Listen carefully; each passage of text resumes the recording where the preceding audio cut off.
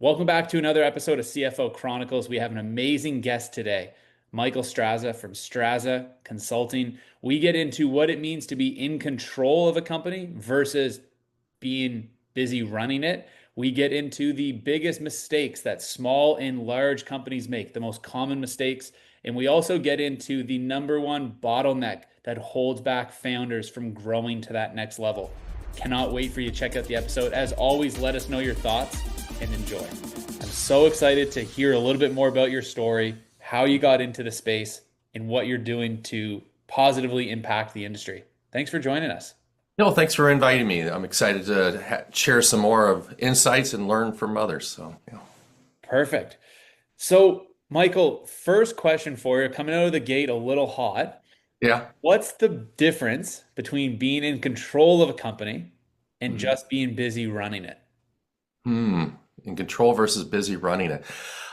Control, I guess you'd look at it as you are making decisions, daily decisions, depending on what that is. So if you're a CFO, C-suite, what area do you try to stay in? And sometimes a lot of C-suite people try to be in control of everything, which is sometimes dangerous. You need to rely on the people that you have that are helping you that.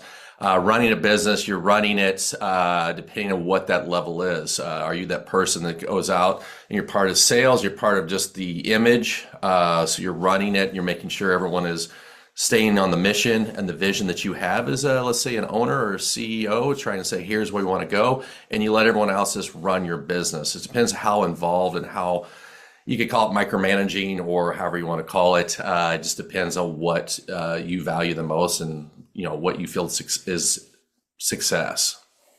Interesting. Is that something that you've ever kind of teetered on that line as you've built your firm of maybe like has micromanaging ever been a thing for you in the past? Are you really good at delegating and letting go of that control and here's my team, they can run with it? Or is that something that you've had to develop and learn that skill over time? Well, definitely as a development skill over time. I've been doing this for many, many years. So hopefully I've been always learning and growing myself. And that's something I always encourage anybody I work with or works for me is we continual growth, continual education, learning. How do we be better? Not just at the specific thing that you're working on. If it's finances, it's production, it's whatever that is, learning how you can be a better manager, better owner, better C-suite person, but also to a better person. And what you're trying to do is accomplish. How do you communicate to your clients and how do you communicate to the people you work with or work for in your organization to really bring that up a level? And that there's so many things involved in that, and you just have to really continue learning. So when I did this, when I started off owning and operating companies, was probably over 25 years ago. And so you're trying to learn and you're trying to do as much as you can on your own and realizing you can't do everything. There's just too much to do in order for it to be successful long term. So a lot of it is trying to learn what can you delegate and learning that delegation thing and being okay with saying, here's some deadlines, here's things I want, and trusting the people that you've hired or people that work with you to say, yeah, they can do it. And that's always it's a balancing act, because sometimes I did great and other times I really blew it and I'm like, wow, I have to go back and probably apologize. Well, not probably, I did apologize to people saying, hey, I didn't handle that well, or I communicated in a not the best way. So over the years I've grown and continued to always learn how I can do better. That's so good. What's one of the things that maybe stands out to you as far as like if you were to speak to yourself five years ago, Michael, hey, this is what you need to be doing. This is how this will really help you out in the future for when it comes to delegation. Is there anything for the I listeners? Yeah. Well, yeah, a lot of it is 5 years ago. It's just, again, you're always evolving as a business owner, as a, fractional CFO or whatever that is that you are really doing is you're trying to look at it, 5 years ago, it's like, what did I do differently or what I wish I'd known then? Again, it's continue to trust the people you have, your employees, your other people that you work with, of trying to trust what they're doing and also making sure you have the right people with you. Sometimes you work with what you have, and that is fine. But also too learning that it's sometimes certain certain groups, people, organizations are going to get you so far, and then you have to find someone, and that's in revenue growth, HR, where you're growing as a company, and there's like someone can help you build something up to a certain level, but then after that, it's a stress, and that's not the best fit for them. So you have to find the person that's the best fit, and sometimes it's you're hesitant. I was hesitant at times to say, hey, I need to find someone else for this space because it's just not, we can't get any further in this area and they've reached the max of what that person can do. And that's not a wrong thing. It's just like, well, then where can they go next? How can I help them find a position in the company or to another company to make sure they are the best who they can be? Because that's something I want to do is making sure, how can I make you better? And is it here or is it somewhere else? And always making sure I follow through that and make sure I'm really, taking care of whoever is working for me or for another organization. I love that. Always having their best interests at heart, Mhm. and it's not a failure if it's not the best spot for them in your current company. Where can you go and succeed elsewhere? I think Mhm. that's a really good frame. Yeah. Staying on the topic of delegation and growing firms, you've had a chance to work with a lot of big firms and I'm sure a couple smaller teams from time to time. What are some of the common mistakes that you see either small or bigger firms consistently running into, regardless of the size? I mean, the biggest thing that I've talked about and something I've learned since I was young is communication. It was like it's such a simple thing. It's like, well, obvious, yeah, you just communicate and it should be fine. But it's like we all come from different backgrounds, life experiences, everything, and we communicate differently in how we communicate and how we project our voices and how we look and carry ourselves. Sometimes it's that is where people get misunderstand what you're trying to say, and other times it's just bad communication when you think, well, I just said this, well, that wasn't much detail. So that is one of the core things I think is something that we all need to continue to work on is how do I communicate better to my clients, to people who I work with, and making sure that everyone is really understanding and actually giving time for people to ask questions. So that's one of the big things. Just understanding your area, your expertise. If you're trying to, whatever it is, if it's in finances or something like that. I've been working with organizations recently, some pretty big ones and some smaller ones, and they have the same thing. It's like people have been put in these positions and you assume they know everything. And it's nothing wrong if they don't know everything because there's little nuances in every company in trying to make sure they truly know what they're doing when they're talking about financial stuff, operational, because maybe they've been in a small company, they've grown with the company, but they've never learned anything outside of that company. And sometimes it's better to have experienced other businesses, other philosophies, other, ways of doing things, because then you learn from that and you can take those to the next place you go. And sometimes you just don't know what's out there. You're just unaware. So then trying to bring people along and saying, hey, have you done this? Have you done this education? Let's look at trying to get you, some additional support. And that's not something I'm a big believer in. And I've done that year after year is getting people into places where it's like, hey, let's get you in this class. Let's get you in this study, let you really understand this so you can be better at this. And if you, and that fear is, oh my gosh, now I got you, you learned it, now you're going to leave. Well, that's a risk I'm willing to take, but I'm willing to take that risk because I want to see them elevate themselves, elevate the company to where everyone wins at the end of this. Yeah, that's so good. It's such a scarcity mindset, I think, to feel like, all right, I've built you up, I've built up your skill set, now you're going to leave. But or hey, I've built you up and now that ROI for what you're going to be able to do inside my business or in that whatever business it is, it's so big. So I love that you're saying that. Yeah. Transitioning a little bit, I think that's a good segue into growing firms. Are you able Hmm. to give us a real world example of how improving structure, so not Hmm. just sales, has unlocked major growth for either your firm or other clients that you've had a chance to work with? Yeah, so some real life, examples is in the last couple of years, I've worked with some smaller organizations where they were revenue wise, let's say, $5 million in revenue, and they've grown to 10, 15, 20 million. They've stepped up. And what I've done is when I've gone in there is kind of overall, again, looking at their structure, their operational side of things, the financial side of things, and just making sure all those align with what the mission and the vision of the CEO has, and trying to see, do these all align? Do you have the right people in the right places? Is everyone's going the same direction? Are y'all rowing in the same direction, or is everyone going opposite ways?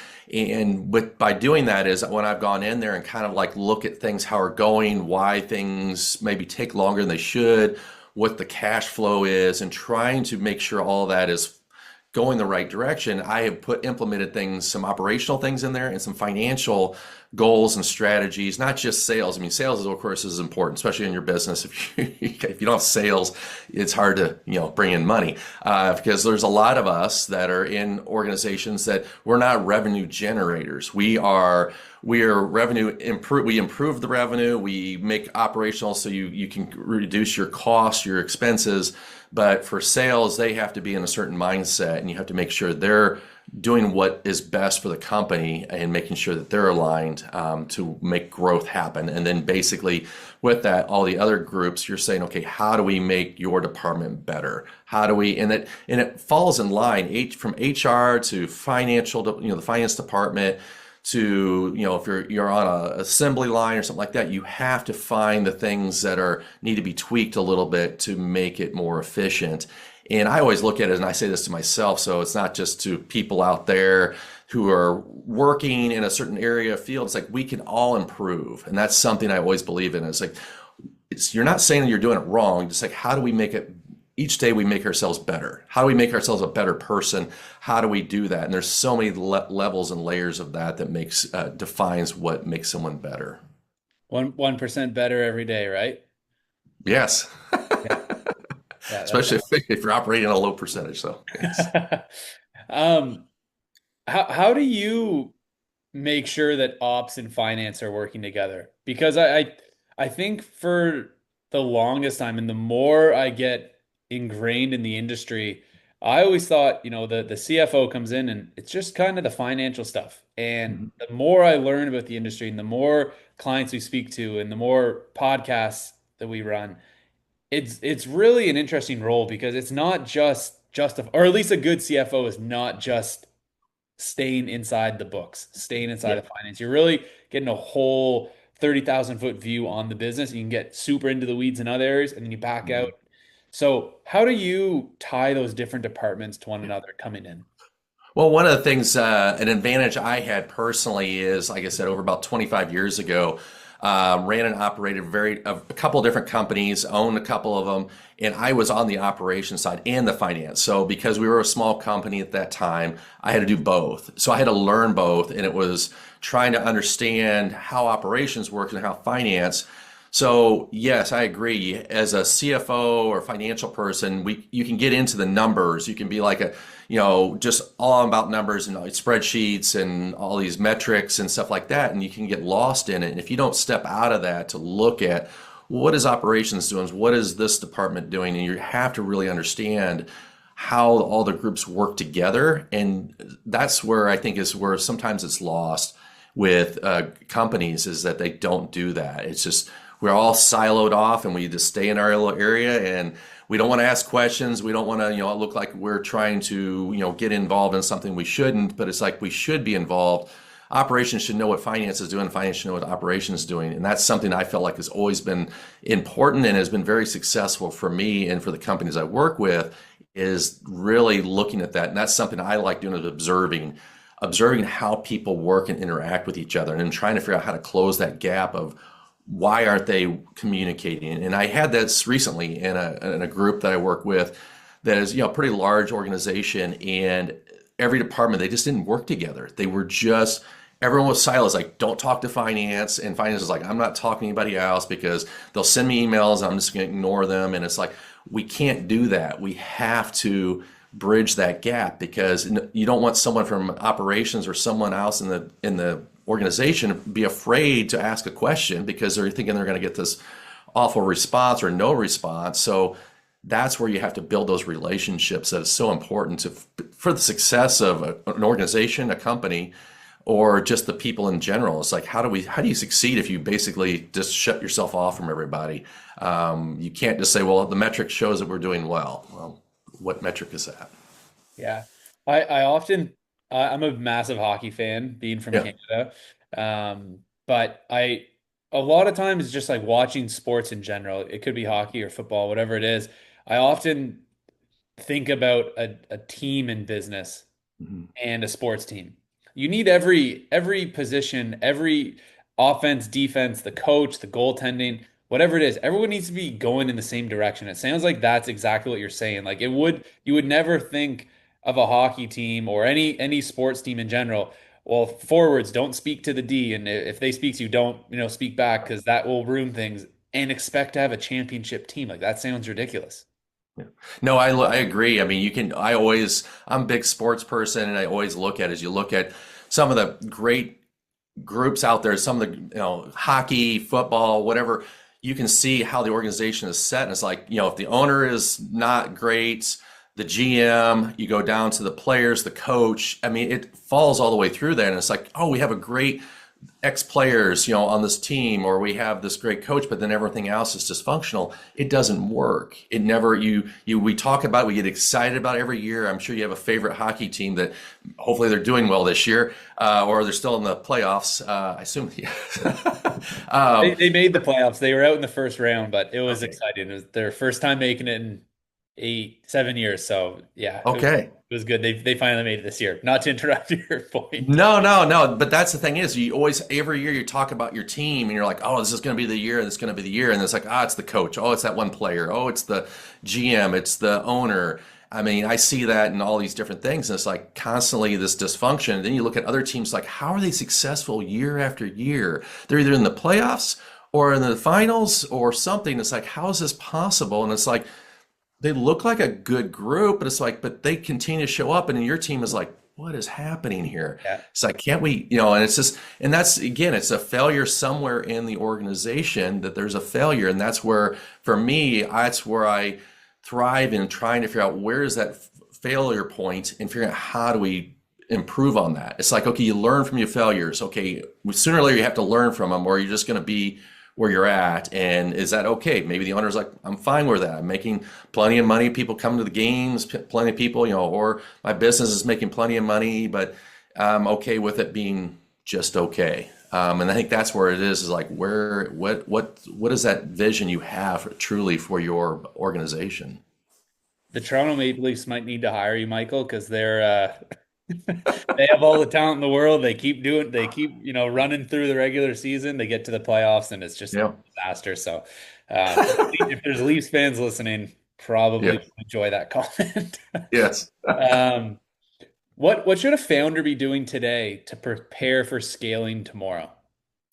A founder is trying to say what is your goal? As a founder is trying to scale, you're really looking to say, do I want to grow revenue? Am I trying to scale? What does that scale mean? Does it mean I want to be in a certain area, so I'm a certain city? Do I want to go beyond that city, country? It's kind of like that. When I had owned a company years ago, that was something we first started, was like, we want to be more than this. So what does that look like? So we grew, and we grew like 20-30% a year, and it was like, okay, we're going so fast. It's like, but is this what we need to do? That's not scaling. That's just growing, and like you're just doing work after work after work, and money's going through the place. So scaling is trying to say, okay, where do we want to go? How does that vision look like? And then what does that growth look like?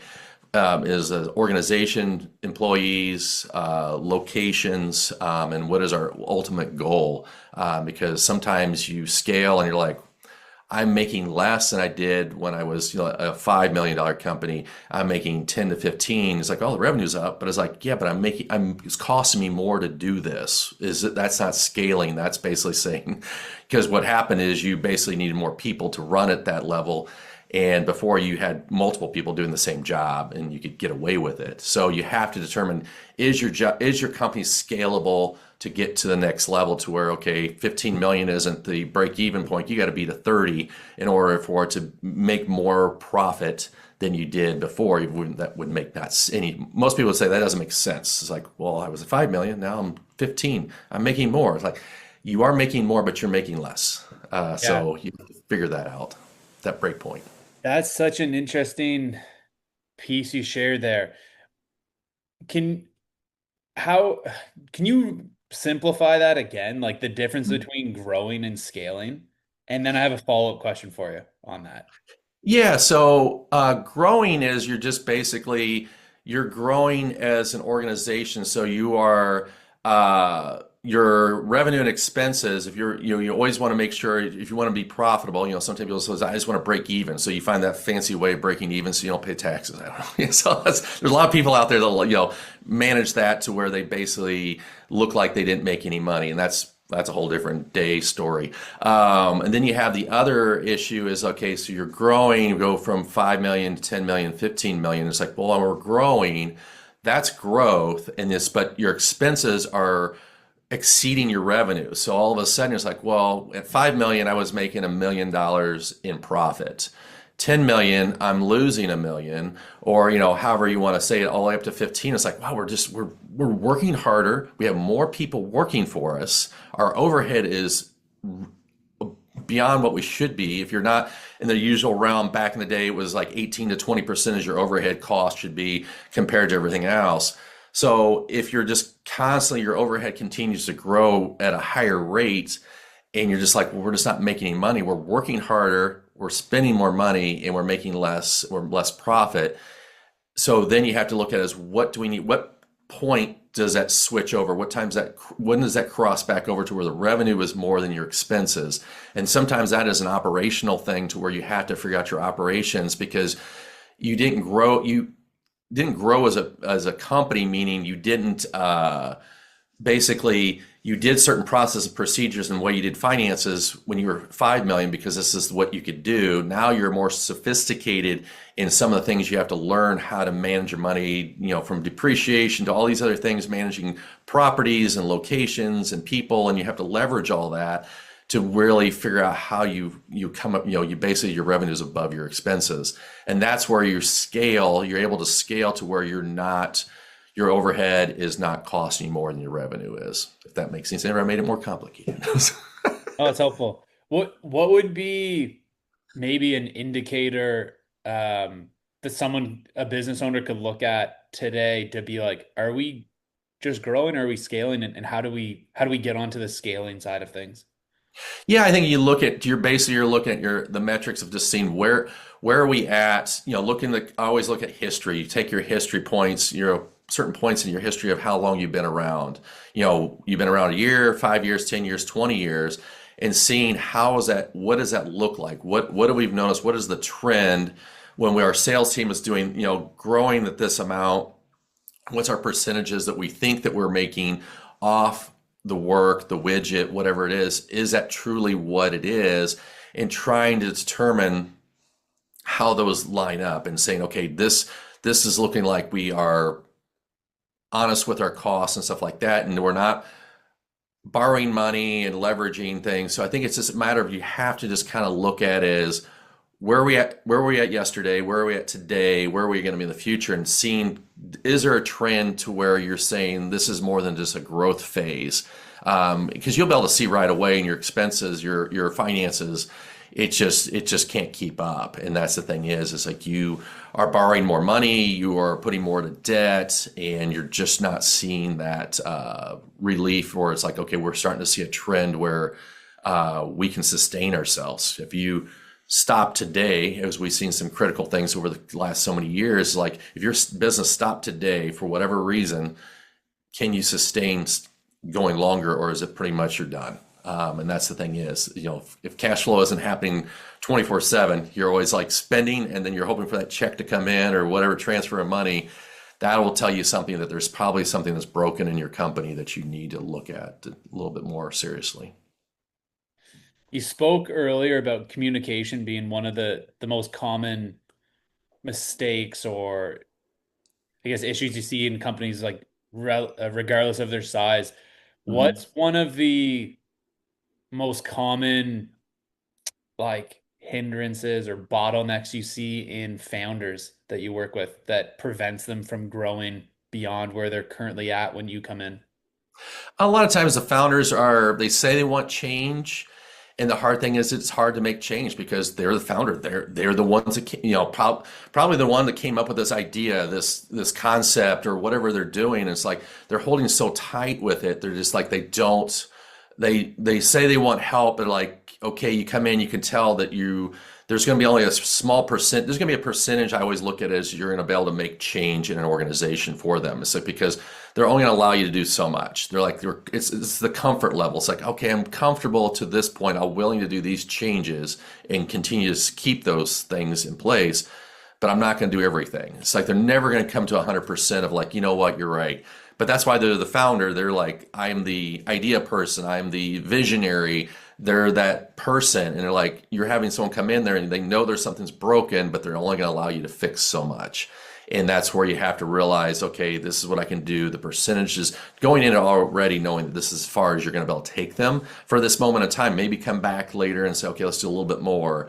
But that's where you have to get the buy-in from the founder to do so much, and knowing that and letting them and them knowing that it's going to take some time. This is not something you're going to come in and you're like, I'm going to get it done in 3 months. It's like nothing changes. It's a 6+ month process to get habits and things like that changed. And even for a founder, you have to get the habits changed. And another real big thing that happens too with founders is if they ever want to sell their business, they're the ones that are going to be the hardest because they've been through all the ups and downs, the money and the sacrifices of family life or whatever, and they're going to be the value of their company might not be on that report that says this is what they think it is and this is what really reality it is. And that's where sometimes I've talked to founders about when they're selling. It's like, I understand why you think this dollar amount is worth it, but it's not really. That's not that. So that's a tough discussion. I was gonna say that must be a tough one telling someone maybe their baby's a little bit ugly or you know Yeah, not as cute as you think it is. yeah. But hey, this is a pretty nice amount, and I think you should run with this while you have the offer on Right. the table. Yeah. Um, last question for you, Michael. Hmm. What's the best piece of advice that you've ever received? Best piece of advice. One of them has been don't take myself so serious. Sometimes I get a little too serious about things. I get focused and so intense about it for my own self, or I put so much pressure on being perfect. And I think that is something I continue to have to learn about. Is not everything is not going to be perfect. Everything's not going to be successful. You will fail. We will all fail. It's just what do we do after that? And that's the thing is, it's like what's the next step? Okay, we failed or something wasn't what you wanted it to be, but then what's next? Don't let that hinder you from being successful or to continue to push forward. Fail your way forward. Yes. That's awesome. Michael, thank you so much for coming on and for an awesome conversation and sharing so much insight on how you view your role and how you help other firms and for everyone else listening what they can implement right away. This has been a fantastic conversation. How can people get in touch with you if they want to continue the conversation with you? Yeah, so there's two ways on my website, Straza Consulting or consultstraza.com, or you go to my LinkedIn page. You can find me, Michael Straza, and it's fractional CFO out there. And yeah, I post stuff all the time, and it's just those are the two best ways to reach to me to say, hey, I would like more information about how you could help, or you say this is what I need help with. So yeah, those are the two best ways. Awesome. We'll put that stuff in the show notes so people can reach out. I encourage everyone to get in touch with Michael. Again, thank you so much for coming on. I really enjoyed this Yeah, conversation. thank you. Thanks for tuning in to this episode of CFO Chronicles, the secrets behind success. I hope you found value in today's conversation. As we wrap up, I'd love for you to do two things. First, make sure to subscribe to this podcast so you don't miss any future episodes. If you enjoyed today's discussion, please rate and review the show. It helps others discover the insights we share here. Second, if you're ready to take your business to the next level and attract the high-end clients you deserve, head over to accountingleadsnow.com or click the link in the show notes to book your strategy call. It's time to position yourself as the advisor your clients need. And don't forget, you can connect with me on LinkedIn to stay up to date on what's happening in the world of accounting and financial growth. We've got exciting topics coming up, so stay tuned for the next episode of CFO Chronicles. Until then, keep pushing forward. Your growth is just one strategic move away. Thanks for listening to CFO Chronicles, the secrets behind success. We hope today's episode provided valuable strategies to help you attract more high-paying clients. Be sure to subscribe, follow, and share with fellow professionals. Connect with us on LinkedIn and leave a review or comment to join the conversation. Your feedback helps us bring you the best insights in finance and marketing. Until next time, keep striving for success and unlocking your business's potential.